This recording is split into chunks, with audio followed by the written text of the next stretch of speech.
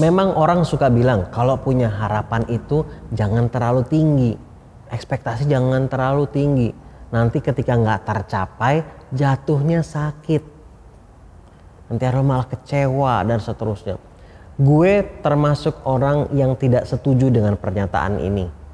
Ya, menurut gue punya ekspektasi, punya harapan itu yang tinggi nggak apa-apa. Tetapi perlu dibarengi dengan kemampuan kita untuk bersikap positif dalam menghadapi sebuah situasi. Dan ini juga orang suka mengkaitkan antara optimis dan pesimis. Betul, memang menjadi seseorang yang optimis itu sangat-sangat penting. Optimisme dan pesimisme itu kaitannya sama masa depan yang belum terjadi. Kalau kita pribadi yang optimis atau kita merasa optimis, artinya kita meyakini apa yang akan terjadi di masa depan itu akan seperti apa yang kita harapkan atau bahkan lebih. Sedangkan kalau kita pesimis, artinya kita memperkirakan apa yang akan terjadi di masa depan akan di bawah ekspektasi kita, di bawah harapan kita. Sehingga tentunya memang betul perlu memupuk sikap optimis. Menanamkan optimisme dalam diri kita tuh penting, betul. Karena kalau kita nggak optimis, akhirnya kita jadi tidak mau untuk berusaha. Atau kalaupun berusaha, usahanya nggak maksimal, effortnya setengah-setengah. Dan hasilnya akhirnya juga nggak maksimal. Dan akhirnya bahayanya itu bisa memperkuat keraguan kita di awal. Tuh kan bener kan hasilnya kayak begitu kan, gue bilang juga apa. Karena dari awal kita udah pesimis. Sehingga hasilnya akan memperkuat kepesimisan kita tadi itu. Karena itulah penting untuk memupuk sikap optimis, betul. Tetapi seoptimis-optimisnya seseorang kan tidak akan menjamin 100% bahwa apa yang dia harapkan tadi itu pasti akan tercapai. Kan mungkin saja ada faktor-faktor lain, ada faktor eksternal yang akhirnya berdampak terhadap hasilnya. Bisa jadi karena faktor tersebut hasilnya jadi di bawah harapan dia, di bawah ekspektasi dia dan seterusnya.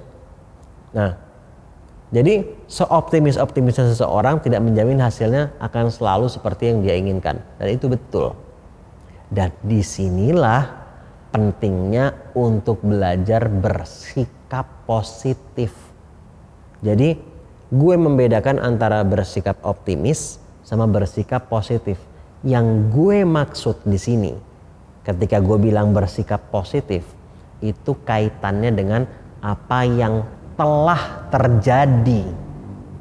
Kalau tadi optimisme atau pesimisme kaitannya sama sesuatu yang belum terjadi, sama masa depan urusannya. Tapi kalau bersikap positif ini kaitannya sama sesuatu yang telah terjadi atau bersikap negatif terhadap sesuatu yang telah terjadi. Bagaimana kita menyikapinya dengan baik. Nah, kalau harapan kita, ekspektasi kita tinggi di sini, tapi kemampuan kita dalam merespon dengan positif sebuah kejadian itu masih rendah. Nih di sini, harapannya di sini kemampuan merespon sesuatu dengan positif itu masih di bawah sini dan ternyata hasilnya tidak seperti yang dia inginkan, memang betul jatuhnya jauh, sakit, kecewanya berat dan seterusnya. Tetapi kalau harapannya dia ekspektasinya tinggi di sini, namun kemampuan dia untuk merespon dengan positif, untuk bersikap positif itu juga tinggi, sehingga kalau ini nggak tercapai, jatuhnya itu nggak terlalu jauh. Ya ada kecewanya juga, namanya juga manusia, itu manusiawi untuk sedih, untuk kecewa, untuk kesal, itu manusiawi. Tapi ketika kita punya kemampuan untuk menyikapi sesuatu dengan positif itu sudah cukup baik, kita nggak akan terlalu lama berlarut-larut dalam rasa kecewa, dalam rasa sedih, dalam rasa marah, kesal dan seterusnya. Jadi sekali lagi penting untuk bersikap optimis ya, tapi perlu dibarengi tadi dengan kita mengasah kemampuan kita untuk merespon dan bersikap positif terhadap apa yang telah terjadi. Dan ini bukan denial, bukan menyangkal seakan-akan ketika ada sesuatu yang tidak enak terus kita atau hasilnya di bawah ekspektasi kita, terus pura-pura senang. Bukan itu maksudnya, itu namanya denial, itu membohongi diri sendiri dan itu sangat-sangat tidak sehat. Yang gue maksud di sini adalah ya mengakui ini ada kejadian seperti ini di bawah ekspektasi gue, di bawah apa yang gue perkirakan, dan ini rasanya gak enak. Namun menyikapi dengan positif itu juga artinya kita juga melihat dari perspektif yang lain. Oke, memang ini gak enak, tetapi bukan berarti hidup gue selesai, bukan berarti hidup gue hancur. Enggak, gue masih bisa berusaha, gue masih bisa mencari cara lain, atau gue bisa mengusahakan sesuatu yang baru, gue bisa tanya, gue masih bisa, bahkan gue dapat pembelajaran dari sini. Jadi bagaimana kita meresponnya itu yang akan menentukan. Reaksi awal mungkin negatif, it's okay, tapi kita perlu belajar untuk lebih bersikap responsif ketimbang reaktif. Kalau menurut gue beda itu kurang lebih seperti ini. Ketika kita menjadi orang yang reaktif, nah reaktif itu reaksi itu nggak ada jeda. Perhatikan nih, ketika tangan kiri gue bertemu dengan tangan kanan gue, apa yang terjadi?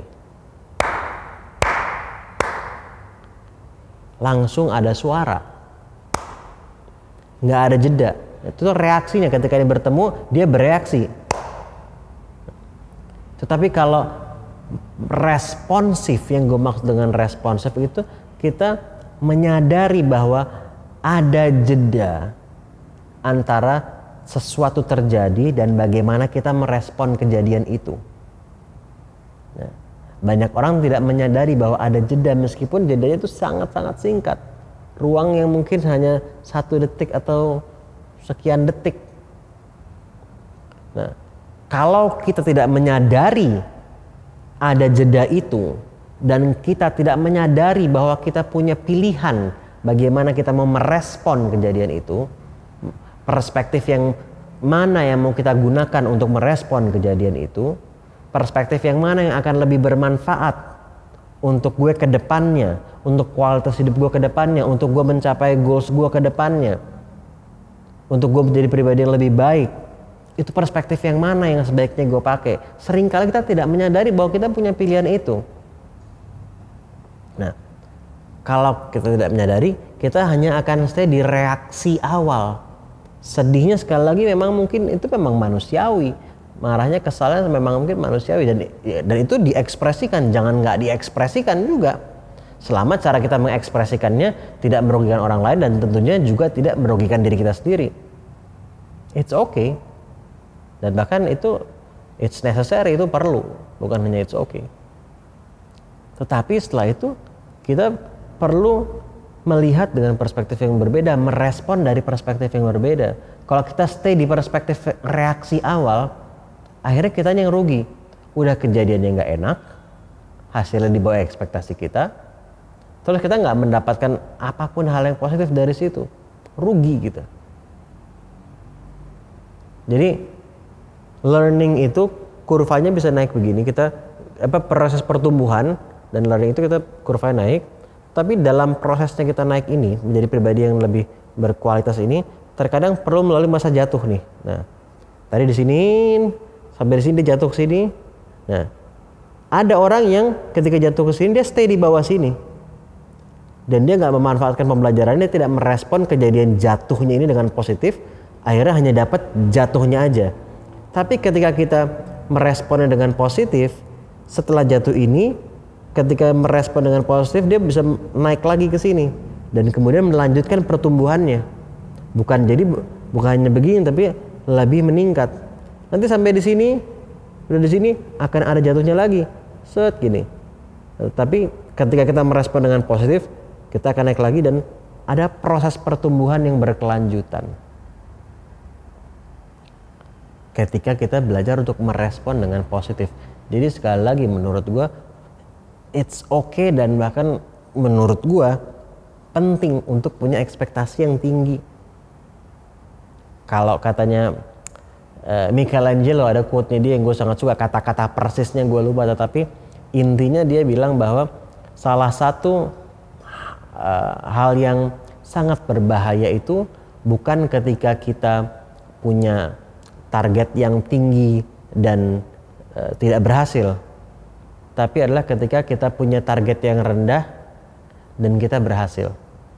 Dia bilang itu berbahaya karena membuat kita hanya bermain di yang ya di situ-situ aja yang kita udah tahu kita pasti berhasil. Kenapa berbahaya? Karena itu tidak membuat kita mengeksplor potensi kita, membuat kita hanya ada di situ-situ saja.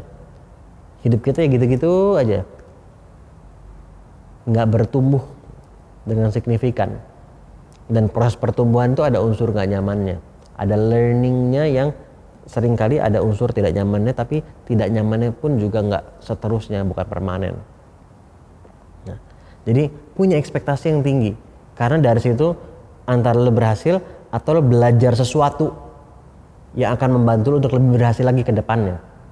Tetapi tadi ekspektasi yang tinggi dibarengi dengan meningkatkan kemampuan untuk bagaimana merespon sebuah kejadian dengan positif. Mudah-mudahan bermanfaat dan mudah-mudahan dimanfaatkan.